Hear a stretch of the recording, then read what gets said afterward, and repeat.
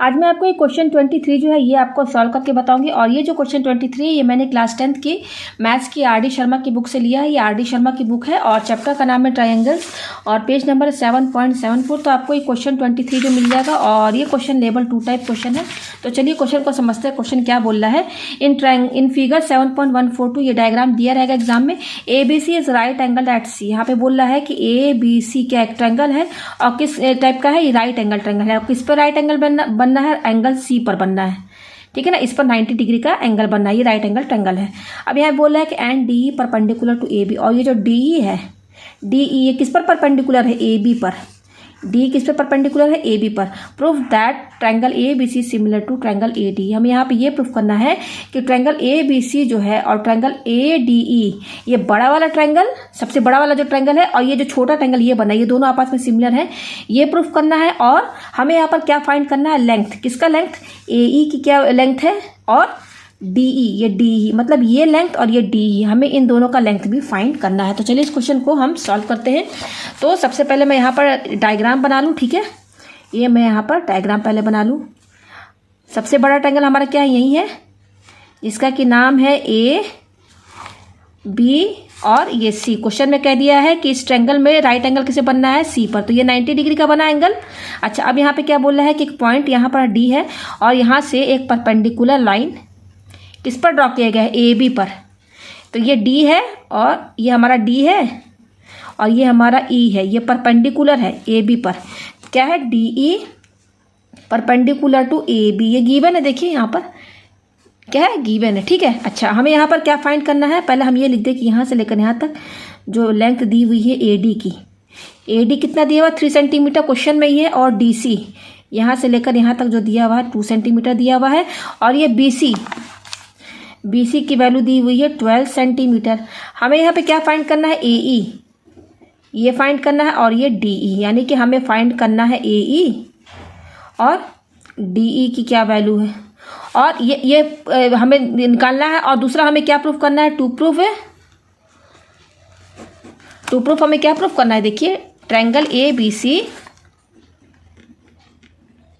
Similar to triangle ADE। ये देखिए यहाँ लिखा हुआ है ट्रायंगल ADE। ये हमें पहले प्रूफ करके दिखाना। जब ये प्रूफ हो जाएगा ना तभी हमारा ये वैल्यू निकलेगा, इसकी वैल्यू तभी निकलेगी जब हम ये प्रूफ करके दिखा देंगे। तो सबसे पहले हमें यहाँ प्रूफ करना है कि ये बड़ा वाला ट्रायंगल, इस छोटे वाला ट्रायंगल, ये दोनों आपस में क्या है, सिमिलर है। तो कौन दो ट्रायंगल की बात हो रही है, ABC और ADE। तो मैं ये दोनों ट्रायंगल अलग अलग बना करके आपको सिमिलर प्रूफ करके दिखाऊंगी। तो पहला ट्रायंगल का नाम क्या है, ABC। तो पहले ABC यहाँ बना ले। ये सबसे बड़ा ट्रायंगल है तो थोड़ा बड़ा साइज बनाएंगे, ठीक है। ये A है, ये C है और ये B है और यहाँ पे 90 डिग्री बनना है। ये हमारा हो गया ABC। दूसरा क्या है, ADE। तो देखिए ADE ये है। अच्छा, क्वेश्चन में क्या बोला है कि DE जो है क्या है, DE किस पर परपेंडिकुलर है, AB पर परपेंडिकुलर है। DE AB पर परपेंडिकुलर है। तो यहाँ पर पहले मैं ये डायग्राम यहाँ बना दूँ। यहाँ पर ये जिस तरीके से बना है, ठीक है ना, ये इस तरीके से बना है। ये रहा A और ये रहा D और ये रहा E और यहाँ 90 डिग्री है, क्वेश्चन में ही बोल दिया है। ये देखिए 90 है ना, यहाँ मैंने बना दिया। अब इन दोनों को हमें सिमिलर प्रूफ करना है। तो देखिए यहाँ पर सिमिलर प्रूफ करना। सिमिलर प्रूफ करने के एक तरीका है कि अगर हम दोनों ट्रायंगल का उनका करस्पॉन्डिंग एंगल्स अगर हम बराबर दिखा दें, ठीक है, बाई हम इसको किससे प्रूफ करेंगे, बाई A से हम प्रूफ करेंगे, बाई एंगल थ्योरम से इसको हम प्रूफ करेंगे, ठीक है ना। तो यहाँ पर देखिए इन दोनों ट्रायंगल में ये एंगल और ये एंगल आपस में 90 है ना। तो हम इनसे लिख सकते हैं in triangle ABC and triangle ADE। यही हमें प्रूफ करना है ना। तो इसी दोनों ट्रायंगल का यहाँ नाम लिखेंगे। अब इन दोनों ट्रायंगल में हमें क्या दिख रहा है कि ये एंगल और ये एंगल आपस में 90 है। तो इन दोनों ट्रायंगल में एंगल कौन सा, ACB equal to triangle DEA क्या है, दोनों 90 डिग्री है ना ईच। क्वेश्चन में ही गिवन बता दिया है कि ये ABC बड़ा वाला ट्रायंगल जो है 90 डिग्री है, किस पर बना, C पर। और ये भी क्वेश्चन बता दिया है कि DE जो है AB पर परपेंडिकुलर है। तो परपेंडिकुलर का मतलब क्या है, ये 90 है तो ये भी 90 होगा। तो इन दोनों ट्रायंगल में ये दोनों एंगल 90 दिख रहा है, मैंने यहाँ पे लिख दिया। अच्छा, इन दोनों ट्रायंगल में आपको क्या दिख रहा है कि ये एंगल A और एंगल A दोनों में कॉमन है। तो हम यहाँ पे लिख सकते हैं angle BAC equal to angle DAE। इसमें क्या है, कॉमन है ना, या फिर ऐसे लिख दीजिए angle A equal to angle A common, ऐसे लिख दीजिए। चाहे तो आप ऐसे लिखिए या और करके ऐसे लिखिए। तो आप देख सकते हैं इन दोनों ट्रायंगल में ये ए कॉमन आ रहा है, तो यानी कि जो इस एंगल की वैल्यू रहेगी वही इसकी भी रहेगी ना, क्योंकि दोनों में ए आ रहा है तो कॉमन है। तो हमने ये देखा कि दोनों ट्रायंगल में ये एंगल 90 है और ये एंगल सेम है। तो किसी भी दो ट्रायंगल में अगर दो एंगल इक्वल है तो तीसरा भी तो ऑटोमेटिकली इक्वल हो जाएगा, होगा कि नहीं। ये दोनों ट्रायंगल का दो एंगल सेम है तो तीसरा भी तो इक्वल ही होगा ना। तो यहाँ पर हमने देखा कि दोनों ट्रायंगल का दो एंगल, ये एंगल और ये दोनों सेम है, बराबर है। तो बाई ए ये दोनों ट्रायंगल सिमिलर हो गए कि नहीं। तो ये दोनों ट्रायंगल सिमिलर हो जाएंगे तो हम क्या लिखेंगे, जो दो ट्रायंगल सिमिलर प्रूफ करना उसी का यहाँ पे नाम लिखेंगे। तो पहले थ्योरम लिखिए, यहाँ पर कौन से थ्योरम से सॉल्व किए, by A triangle A B C similar to triangle ADE। तो ये प्रूफ हो गया, तो ये हमारा प्रूफ हो गया ना। तो ये हमें प्रूफ करना तो दिखा दी। अब ये प्रूफ हो जाएगा तब अब हम इसकी वैल्यू ये दोनों निकालेंगे। तो चलिए इसकी वैल्यू हम निकालते हैं। तो कैसे निकालेंगे, देखिए यहाँ पर अब दोनों ट्रायंगल सिमिलर हैं तो अब दो ट्रायंगल हमने सिमिलर प्रूफ कर दिया। तो इसका क्या मतलब है, जब भी दो ट्रायंगल सिमिलर होते हैं तो उनके करस्पॉन्डिंग साइड्स का रेशियो बराबर हो जाता है। तो अब यहाँ करस्पॉन्डिंग साइड्स का रेशियो पहले निकालिए। कैसे निकालेंगे, देखिए अब दोनों ट्रायंगल का क्या बेस है, कौन सा परपेंडिकुलर है, कौन सा हाइपोटेनस है। बेस को क्योंकि दोनों राइट एंगल ट्रायंगल है, दोनों ट्रायंगल को हमने सिमिलर भी प्रूफ कर दिया है। तो अब हम यहाँ पर करस्पॉन्डिंग साइड्स का रेशियो लेंगे ना। तो यहाँ पर दोनों ट्रायंगल राइट एंगल ट्रायंगल है तो यहाँ पर दोनों ट्रायंगल का बेस के साथ लेंगे रेशियो, हाइपोटेनस के साथ रेशियो लेंगे और परपेंडिकुलर का रेशियो लेंगे। इस तरीके से लेना है, कुछ भी नहीं लेना टेढ़ा मेढ़ा, ठीक है। अब देखिए यहाँ पर राइट एंगल इस पर बनना है ना। अच्छा ये BC बेस हुआ इस ट्रायंगल का, तो यहाँ BC लिखिए। अच्छा ये BC है। अब यहाँ पे बताइए यहाँ इस वाले ट्रायंगल में क्या बेस है, कैसे समझेंगे बेस क्या है यहाँ पर। तो देखिए ये D जो है, क्वेश्चन बता दिया कि D जो है AB के परपेंडिकुलर है। तो AB के परपेंडिकुलर D जो लाइन है AB पर परपेंडिकुलर है। AB बोलिए चाहे आप AE बोलिए, मतलब कि ये D जो है AE पर परपेंडिकुलर है बोलिए चाहे AB बोलिए, क्योंकि AE पॉइंट जो है AB ही पर आ रहा है ना। तो DE इस पर परपेंडिकुलर है तो हम यानी कि यही तो बेस होगा ना भाई, जो परपेंडिकुलर जिस पर गिरता है वही तो बेस होता है ना।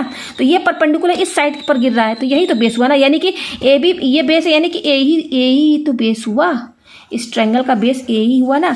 तो यहाँ पर देखिए इस ट्रायंगल का बेस BC है तो इसके करस्पॉन्डिंग क्या होगा, DE होगा ना, ये हो गया। अच्छा अब यहाँ पर देखिए अब कैसे हाइपोटेनस क्या होगा।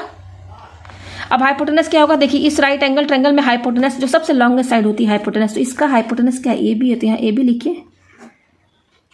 अब इस ट्रायंगल का हाइपोटेनस क्या है, तो यहाँ से समझिए ये DE जो लाइन है इस पर गिर रही है तो ये बेस हुआ, और 90 डिग्री एंगल इस पे बनना है। ये इस वाले ट्रायंगल में ध्यान दीजिएगा, इसमें इसके और इसके बीच में बनना है यहाँ पर। तो हाइपोटेनस AD हुआ ना, यही ना होगा हाइपोटेनस क्या होगा, ये होगा हमारा हाइपोटेनस। तो ये AB हाइपोटेनस है, इसके करस्पॉन्डिंग हाइपोटेनस क्या होगा, AD होगा। ये आपको समझ में आ गया।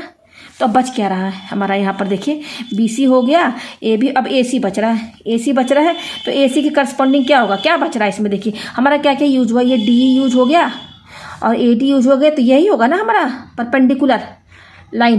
तो AC के करस्पॉन्डिंग क्या होगा, ये आपको समझ में आ रहा है ना। यहाँ पर जो मैंने रेशियो जो लिया है ना दोनों ट्रायंगल राइट एंगल ट्रायंगल है तो बेस के साथ करस्पॉन्डिंग रेशियो लेंगे। ये AB और AD क्या दोनों हाइपोटेनस है, दोनों ट्रायंगल का हाइपोटेनस का रेशियो है।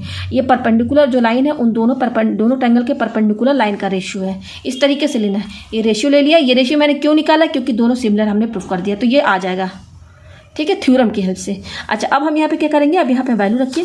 तो देखिए यहाँ पर BC, ये देखिए यहाँ BC की वैल्यू कितनी दी गई है, ऑलरेडी 12। ये देखिए BC दिया ना, यहाँ 12 रखिए। ये क्या है, DE है। तो देखिए DE तो हमें फाइंड करना है, तो DE ऐसे ही रहेगा इक्वल टू AB। देखिए AB कितना दिया भाई, ये पूरा AB है, AB नहीं दिया है, AB की जगह आप AB ही फिलहाल लिखिए।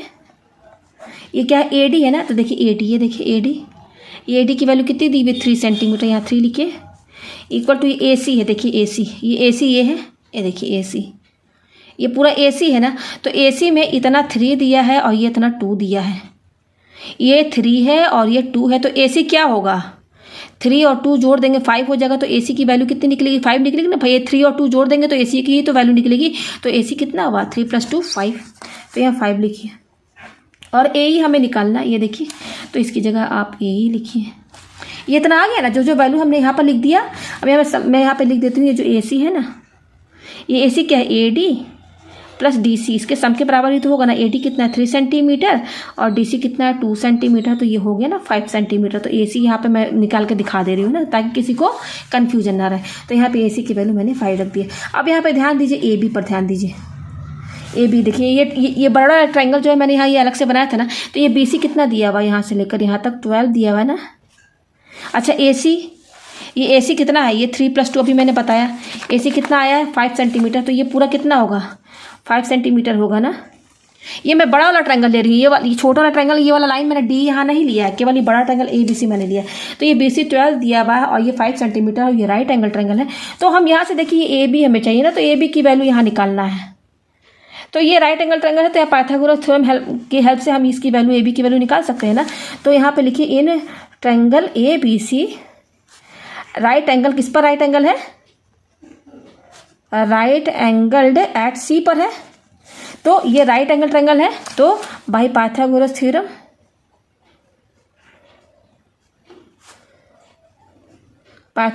क्या कहता है, हाइपोटेनस का स्क्वायर। हाइपोटेनस क्या है AB, तो AB का स्क्वायर बचा 2 ये साइड, इनका स्क्वायर का सम, तो BC square plus AC square, यही ना होगा।